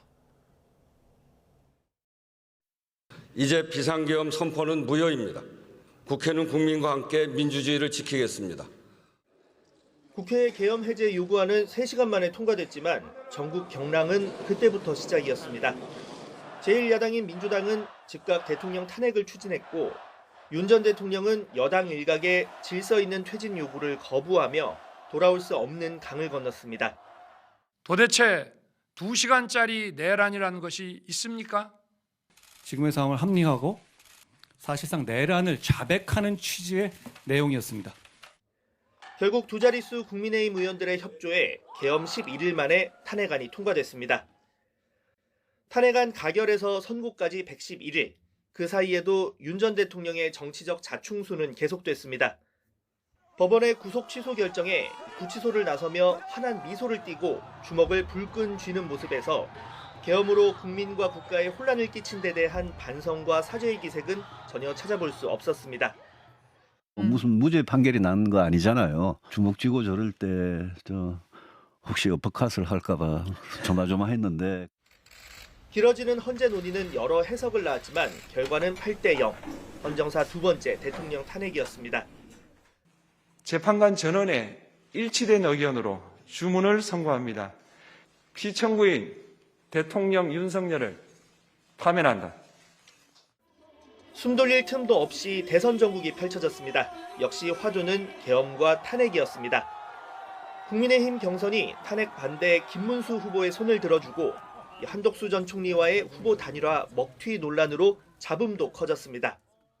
저 김문수를 끌어내리고 무소속 후보를 우리 당의 대통령 후보로 만들기 위해 단일화 약속을 20몇 차례 하셨습니다. 본격 선거 레이스가 시작되기도 전 사실상 승패가 갈렸습니다. 이 나라의 민주주의를 회복하고 민주공화정 그 공동체 안에서 우리 국민들이 주권자로서 존중받고 정권 교체 이후 특검의 칼날은 국민의힘을 정조준했습니다. 통일교 입당 의혹 관련 당사 압수수색, 여기에 계엄의 밤 행적도 도마 위에 올랐습니다. 당사와 국회 사이에서 오락가락했던 판단을 두고 내란 동조 공세가 집중됐습니다. 국민의힘은 내란 정당으로 위헌 정당 해산 심판의 대상을 또 피할 길이 없어 보입니다. 당시 국민의힘 의원 누구도 의결을 방해받았다는 의원은 없습니다. 정치 보복의 장, 야당 탄압의 장으로 전락했습니다. 이재명 정부 첫 전국 단위 선거인 내년 지방선거를 앞두고 민주당은 내란 척결 압박 수위를 더 높이는 모양새입니다. 국민의힘이 야당 탄압, 내란몰이라는 반박 이상의 대응책을 고심하는 가운데 계엄의 밤 6시간의 나비 효과는 현재 진행형입니다. YTN 박광렬입니다. 12.3 비상계엄 전에도 여야 간의 협치는커녕 정치 자체가 실종됐다는 쓴소리가 심심찮게 흘러나왔습니다. 공수가 뒤바뀐 요즘 전국도 그때와 별반 다를 게 없는데요. 서로를 적대시하는 모습은 더 깊어졌다는 평가도 나옵니다. 임성재 기자입니다. 시계를 딱 1년 전 지난해 12월로 돌려봐도 전국은 꽉 막혀 요지부동이었습니다. 전방위 검찰 수사로 당대표가 사법위기에 몰린 거대 야당 민주당은 예산 정국에서 한치의 물러남도 없었고 특활비 사수에만 관심을 쏟고 있는데 협상 기한을 더 준들 뭐가 달라질까 의문입니다만 당시 집권당 국민의힘은 이런 민주당을 행정부를 마비시키는 입법 쿠데타 세력으로 규정했습니다. 민주당에서 예결위 날치기 강행 통과시킨 예산안 다시 철회하고 사과를 해라. 계엄이 없었다면 12월 4일엔 민주당 주도로 감사원장 탄핵소추안이 처리됐을 겁니다. 민주당은 거대 의석을 앞세워 입법권을 행사했고 그때마다 윤석열 정부가 거부권으로 막아서면서 여야는 정치 실종 시대를 알렸습니다. 이런 극단적 대립은 국회에 무장군인을 투입하는 상식 밖 결정으로 이어졌습니다. 계엄을 선포한 대통령은 구치소로 향했지만 여야 감정의 골은 나날이 깊어져 갔습니다. 내란 종식 때 방탄 독재 타도를 기치로 내건 조기 대선을 거치면서 우리끼리 뭉치고 상대를 배척하는 기류가 더 커진 겁니다. 1년 전엔 간혹 덕담도 주고받던 두 사람은 다음 기회에 토론할 수 있는 기회를 주셨으면 좋겠습니다. 장동혁 의원님 아주 인품도 훌륭하시고 말씀하신 내용도 충분히 수긍이 가는. 강성 지지층의 열화와 같은 성원 속에 여야 대표에 오르며 체급을 키웠지만 이젠 손을 맞잡는 것조차 뉴스가 되는 낯선 사이가 돼버렸습니다. 악수도 사람하고 악수하는 거지 그런 사람들을 사람이라고 할 수 있겠어요? 만나고 악수하고 테이블에 앉는 것이 정치는 아닙니다. 협상이 이루어지려면 저는 힘의 균형이 맞아야 된다. 서로를 위헌 정당, 독재 집단으로 규정한 여야는 국회 곳곳에서 거칠게 충돌하며 일촉즉발 위태로운 설전을 이어가고 있습니다. 계엄 해제하러 오다가 다시 내빼버린 의원이 와서 법사위 간사를 맡겠다고 하고 있고 이것이 바로 국회 독재이다. 피고인 6년 하는 박범계 의원도 법무부 장관, 법사위 간사 다 했습니다. 충격적인 계엄 이후 또렷해진 각 진영의 결집, 여기에 영향력을 키운 강성지지층의 모습이 여야 행보에 그대로 반영된 모양새입니다. 서로에게 손을 내밀자는 주장마저 선명성을 의심받는 상황에선 이 같은 양극화 양상을 쉽게 극복하긴 어려워 보입니다. YTN 임성재입니다. 이재명 대통령이 내일 저녁 12.3 내란 외환 청산과 종식 사회 대개혁 시민 대행진 행사에 참여합니다. 김남준 대변인은 위대한 대한 국민에 대한 감사를 현장에서 직접 드리는 게 여러모로 의미 있겠다는 판단에서 나가기로 결정됐다며 경호 문제도 세심하게 챙겨보고 있다고 설명했습니다. 이 대통령은 내일 오전에는 대한민국 민주주의 회복을 알리는 특별 성명을 발표한 뒤에 외신 기자회견을 열고 오부 요인과 오찬을 함께할 예정입니다. 여야가 728조 원 규모의 이재명 정부 첫 내년도 예산안을 합의 처리하기로 깜짝 합의했습니다. 쟁점 예산 대부분이 고스란히 담겼는데 국회가 예산안 처리 법정 시한을 지킨 건 5년 만이자 역대 세 번째입니다. 박희재 기자가 보도합니다. 결렬되고 무산되고 취소되고 길었던 줄다리기 끝에 여야는 728조 원 규모 그대로 이재명 정부 첫 내년도 예산안을 처리하기로 전격 합의했습니다. 공청회를 시작으로 한 달 가까이 이어진 치열한 수싸움은 합의문에 양측이 서명하면서 마침표를 찍었습니다. 국민이 체감하는 예산, 국민의 삶을 바꾸는 예산이 되어야 합니다. 민주당이 끝까지 책임지겠습니다.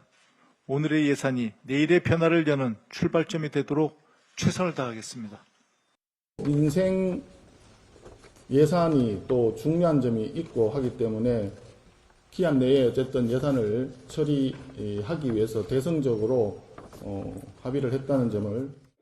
예산안이 법정 시한 안에 처리되는 건 국회 선진화법 도입 원년인 2014년과 지난 2020년에 이어 역대 세 번째이자 무려 5년 만입니다.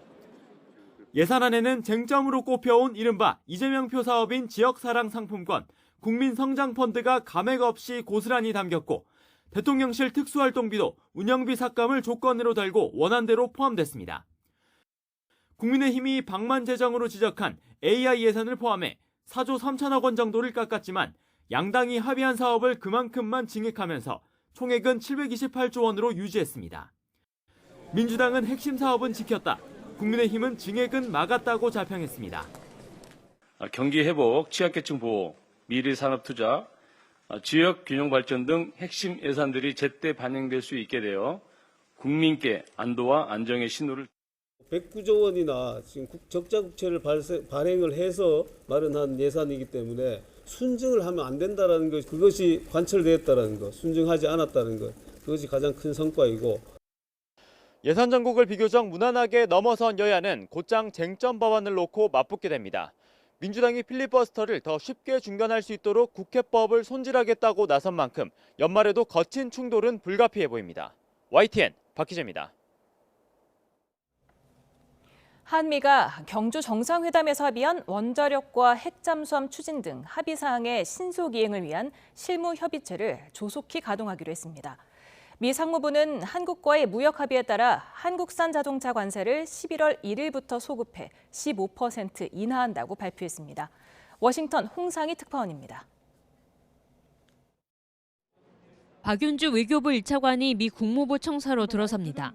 지난 10월 말 경주 에이펙 정상회의 계기로 열린 한미 정상회담과 지난달 공동 팩트시트 발표 이후 처음으로 외교차관 회담이 열렸습니다. 약 40여 분 동안 진행된 회담에서 한미는 합의 사항을 담은 팩트시트의 신속한 이행에 나서기로 의견을 모았습니다. 원자력과 조선협력, 핵추진 잠수함 등 주요 분야에서의 후속 조치 이행을 위해 실무협의체도 분야별로 조속히 가동하기로 했습니다. 이슈마다 거기에 다들 전문 담당하는 기관이 있을 수 있기 때문에 그런 기관 간에 서로 누구와 대화를 해야 되는지 이런 부분에 있어서 서로 매칭을 해서 이 일을 꾸려나가기로. 박 차관은 이 자리에서 한국의 민간 우라늄 농축과 핵연료 재처리를 위한 협의도 조속히 협의하자고 요청했습니다. 한미 정상회담 이후 이뤄진 첫 고위급 회담에서 크리스토퍼 랜도 미 국무부 부장관은 한국의 투자가 미국의 재산업화에 기여할 거라며 조선업 등 핵심 전략 부문에서의 투자를 거듭 환영했습니다. 미 국무부는 한미 외교차관이 팩트시트 이행과 함께 한미동맹 현대화에 대해서도 논의했다고 설명했습니다. 박윤주 차관이 이번 회담에서 미국의 조속한 관세 인하를 촉구한 가운데 미 상무부는 한국산 자동차 관세를 지난달 1일부터 15% 소급 인하한다고 발표했습니다.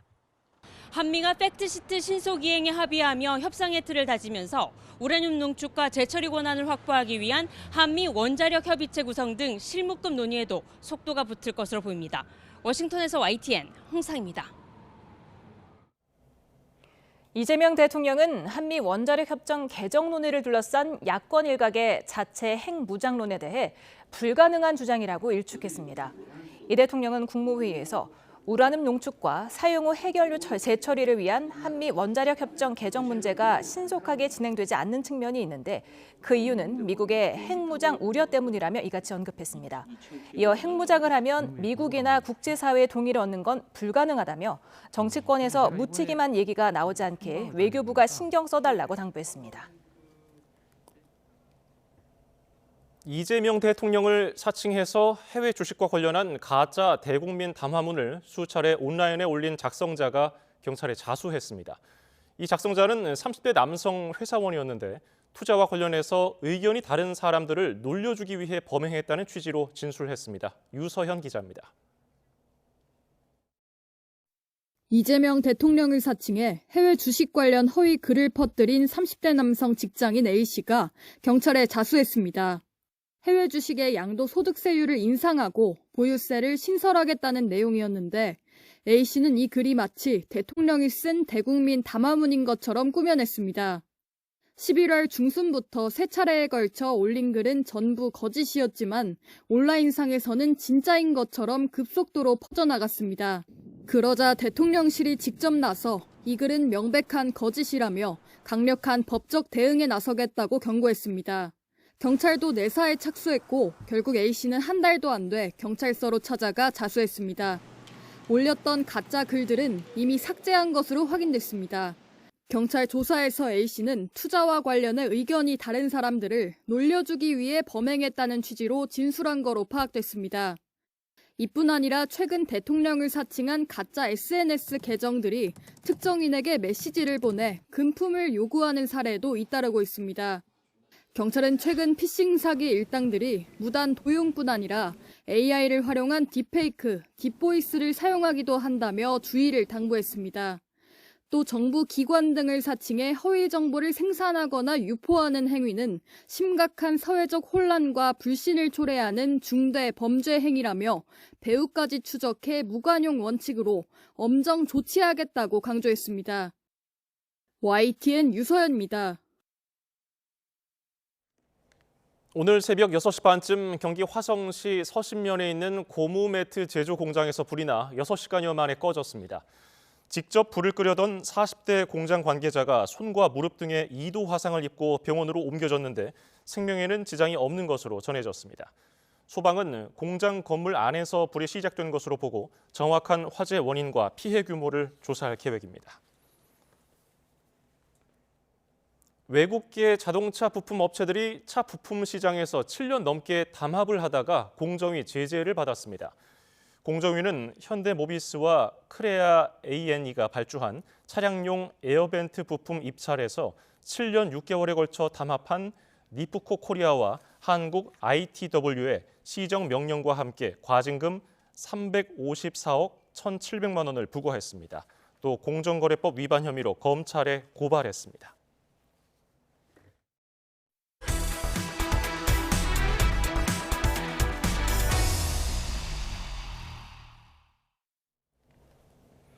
구청장이 개발 사업의 사업 시행자를 맡고 통반장을 아이 돌보미로 양성하는 등 여러 정책을 최초로 시도한 끝에 삶의 만족도 조사에서 서울시 자치구 3위로 껑충 뛴 곳이 있습니다. 네, 전국에서 대학이 가장 많은 자치구라 연계 사업이 활발한 곳 바로 서울 서대문구인데요. 오늘은 이성헌 서울 서대문구청장을 스튜디오에 초대했습니다. 어서 오십시오. 안녕하십니까. 네. 서대문고 하면은 홍제 폭포가 유명한데 이곳을 여기에 요즘 외국인들이 많이 찾는다면서요? 많이 옵니다. 저희가 2023년 4월 달에 개장을 했는데 2년 반 만에 330만 명이 오셨습니다. 근데 그중에 외국 사람이 130만 명이 오셨거든요. 그래서 이제는 서대문의 명소만이 아니라 좀 세계적인 명소가 됐다고 말할 수 있을 것 같습니다. 이렇게 많은 분이 오시다 보니까 커피 매출도 42억을 기록해가지고요. 거기 이익금의 6억 1천만 원을 328명 학생들에게 장학금으로 주는 것이 돼서 330만 명에게 휴식을 취할 수 있는 공간을 제공하기도 하고 또 학생들에게 장학금을 줄 수 있는 그런 좋은 일들이 지금 벌어졌습니다. 예. 또 서대문 하면은 빼놓을 수 없는 게 젊음의 거리 신촌인데요. 요즘에 가보면은 홍대 못지않게 아주 또 멋진 모습이던데 지금 신촌 일대가 확 바뀐다고 들었습니다. 바뀌고 있습니다. 사실은 제일 신촌이 이렇게 핫한 곳이 될 수 있었던 것은 신촌 지역에 대학교만 6개가 있는데요. 우리 서대문 전체는 9개 대학이지만 그중에 6개 대학이 신촌 지역에 몰려 있습니다. 그러다 보니까 청년들이 하루에면 거의 10만 명 가까이 학교에 오기도 하고 그 놀이삼아 오기도 하는데 이 구간이 사실은 청년 도시로서의 면모를 갖추고 있지만 그동안에는 그런 적절한 시설들이 부족했습니다. 그래서 저희가 연대 앞에서 이대 앞에 있는 그 경의선 철도를 지하화시키게 하면서 지하화가 되면은 5만 평 정도 유휴지가 나오는데 여기에 청년들이 마음껏 와서 창업할 수 있고 연수대 공대라든지 세브란스 병원과 또 이화여대와 연결돼 가지고 좋은 시설을 만들어서 학생들이 와서 공부도 하고 창업도 하고 또 즐거운 시간을 가질 수 있도록 하는 일을 제가 추진하고 있는데 제일 중요한 거는 그 일을 하는데 민자 유치를 해야 되거든요. 그런데 1조 8천억이 들어가는 그 민자 사업을 참여하겠다는 기업이 나타났습니다.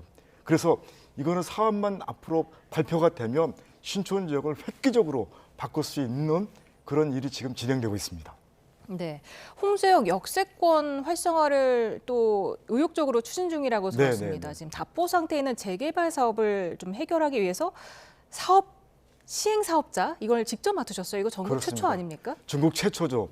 지방자치단체가 시행을 맡는 경우는 전국 최초인데요. 왜 이렇게 했느냐면 사업이라는 게 재개발 사업은 얼마나 빨리 하느냐 속도가 중요합니다. 그래서 빨리 해서 비용을 줄이게 되면 그만큼 수익이 많이 남는 거죠. 그래서 여기 인왕시형 유진상가 지역도 이제 저희가 시행을 하겠다는 목표를 가지고 주민들하고 쭉 그동안에 30여 차례 같이 토론을 했는데 주민들이 그렇게 동의해 주셨습니다. 그렇게 해서 49층짜리 건물 2개 등이 들어오고 또 30층짜리 건물 2개 등이 들어와서 1121세대 아파트가 만들어지면서 많은 주민들이 필요한 시설들이 들어오게 되는 거죠. 이 사업이 1년 7개월 만에 정비구역으로 지정이 됐습니다. 보통 정비구역으로 지정되려면 한 5년에서 7년 걸립니다. 1년 7개월 만에 됐고 내년 4월 달에 사업계획 인가가 날 예정입니다. 그리고 사업계획 인가가 나오고 아파트가 착공되는 단계는 2028년이면 착공이 될 수 있도록 해서 2031년에 사람들이 다 입주할 수 있도록 만드는 작업을 속도감 있게 할 수 있는 일을 하기 위해서 저희가 시행을 맡게 됐고 저희가 좀 부족한 부분을 SH공사와 같이 공동으로 연결해서 같이 힘을 합하기 때문에 이 사업은 성공적으로 잘 될 수 있도록 보고 있습니다. 특히 주민들의 이 동의율이 상당히 높기 때문에 일하는 데 참 도움이 되고 또 서울시의 오세훈 시장도 적극적으로 이 사업에 대해서 공감대를 보여주고 있고 지원을 해주고 있습니다. 예, 서대문구는 자치구 중에서 대학이 가장 많잖아요. 네. 아까 9곳이라고 그랬습니다. 네. 예, 그래서 대학과 하는 사업도 많을 것 같은데요. 맞습니다. 예. 저희가 지금 연세대학교하고 이화여대, 축예대 등 명지대 이렇게 등 9개 대학이 있는데 특히 캠퍼스 타운 사업을 해서 저희가 학생들의 창업할 수 있는 기회를 많이 늘려주고 있습니다. 그래서 학생들이 창업하는데 당장은 제일 필요한 게 돈이고 그다음에는 공간입니다. 사무실. 그거를 저희가 지금 130개 달하는 청년 기업들이 일할 수 있도록 하는 공간을 좀 제공하고 있고요. 두 번째로 중요한 거는 9개 대학에 교수님만 해서 3,300명이 계십니다. 이렇게 많은 인재들이 있는 이 지역에 그 훌륭한 교수님들의 강의를 우리 주민들이 쉽게 접할 수 있도록 하기 위해서 저희가 25개 광장을 개설해가지고 서대문 주민이면 무료로 들 수 있도록 하고 있어요. 금년에 2,000명이 수강을 했습니다. 그래서 이 정보화 시대에 필요한 AI라든지 또 챗GPT라든지 또 건강 문제라든지 또 부동산 운영까지도 다양한 분야에서 이렇게 해서 주민들이 정보를 취득하기 때문에 상당히 많은 만족감을 보이고 있고 이런 점들이 우리가 서대문에 사는 게 만족도가 서대문 전체에서 서울 전체에서 저희가 3등을 기록하는 좋은 기록을 가져온 게 아닌가 생각하고 있습니다. 네, 요즘 산후조리원 비용 들으면 깜짝 놀랄 만큼 굉장히 비싸던데 그렇습니다. 공공산후조리원 비용을 파격적으로 감면을 했다면서요? 그렇습니다. 사실은 서대문 산후조리원은 지금 만든 지 1년이 좀 지났는데요. 당초에는 2주 동안에 250만 원 정도 비용을 들여서 아주 좋은 환경에서 산후조리를 할 수 있겠는데 저희가 출산정책 장려 차원에서 그 비용을 90% 할인했습니다. 그래서 25만 원만 내면 2주 동안 호텔보다 더 좋은 시설 속에서 몸조리를 할 수 있게 만들었습니다. 만족도가 매우 만족이 96%, 만족이 4%, 그래서 100% 만족하는 그런 기록을 남겼습니다. 그래서 저희가 앞으로 이런 산후조리원을 하나 더 만들려고 생각하고 있습니다. 그렇군요. 또 반려동물 키우는 분들을 위한 정책도 있다고요? 그렇습니다. 사실은 우리 대한민국의 반려동물과 함께하는 인구가 1,500만이라고 그럽니다. 우리 서대문만 해도 3만 3천 세대가 같이 반려동물과 생활하고 있는데 인구로 치면 한 6만 명 됩니다.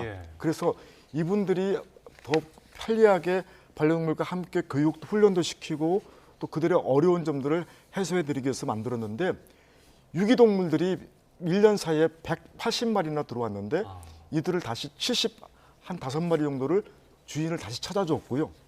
이제 새로운 주인을 만나게 해서 입양시킨 게 51마리나 되고 있습니다. 그렇게 해서 이렇게 잃어버렸던 개를 찾기도 하고 또 새로운 식구를 만나서 자기 가족처럼 살 수 있도록 하면서 마음의 위안을 얻도록 하는 것은 참으로 의미 있다고 생각하고요. 이런 반려동물과 함께하는 분들과 또 비반려인들이 서로가 반목하지 않고 같이 화합할 수 있도록 하기 위해서 교육도 하고 있고 또 치유센터를 운영해서 심리적으로 안정이 필요한 분들에게 치유할 수 있는 그런 좋은 기회도 제공하고 있습니다. 네, 또 서대문구에 멋진 산책로가 곳곳에 많다고 들었습니다. 맞습니다. 좀 소개를 해주시겠습니까? 저희는 주민들의 여가 시간을 어떻게 좀 의미 있게 보낼 수 있게 하느냐가 매우 중요하다고 생각하고 있습니다. 그렇게 해서 폭포 카페도 만들었지만 황토길도 저희가 만들었고 그리고 특히 맨발로 걸을 수 있는 길을 11,000m나 저희가 조성을 했습니다. 그렇게 해서 주민들이 자기 가까운 동네에서 편하게 걸을 수 있는 길, 또 안산 같은 산에 대해서는 자락길이 7.8km나 만들어져 있고 저희 서대문에는 5개 산과 2개 하천이 있는데 5개 산을 다 연결하는 자락길을 만들었습니다. 그게 우리 목고리형 이음길이라고 그러는데 여기를 다 돌려 그러면 한 6시간 정도 걸립니다. 하지만 이렇게 사람들이 많이 걷는 게 건강 증진의 최고의 비결이라는 것이 다 정평이 나 있기 때문에 저는 이런 길을 많이 만들어서 많은 사람들이 돈 들이지 않고 본인만 노력하시면 건강관리도 하고 또 더 즐거운 사람들과 같이 교류할 수 있는 그런 길들을 많이 만들고 있습니다. 예, 오늘 말씀은 여기까지 듣겠습니다. 이성헌 서울 서대문구청장이었습니다. 감사합니다. 감사합니다.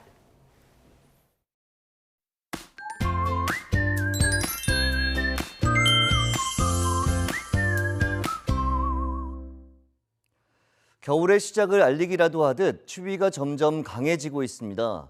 오늘 낮 동안에도 찬바람이 불며 공기가 무척 차가웠는데요. 네, 밤사이 기온이 더 큰 폭으로 떨어지면서 내일은 이번 한파가 절정에 달하겠습니다.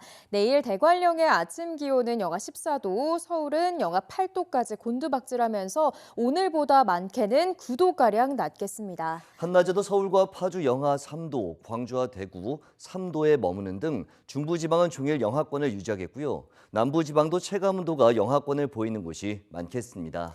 한파 속에 서해안을 중심으로는 밤사이 눈이 시작되겠습니다. 모레 새벽까지 제주 산간과 충남 서해안, 호남 서해안에 많게는 10cm가 넘는 눈이 오겠고 특히 내일 새벽부터 오전 사이 시간당 3에서 5cm 안팎의 강한 눈이 집중되겠습니다. 이렇게 내리는 눈의 양도 많지만 눈 자체도 무거운 습설입니다. 습설은 습기를 많이 머금어 잘 뭉쳐지고 빈 공간 없이 꽉 채워지기 때문에 똑같은 양이 내려도 더 무겁습니다.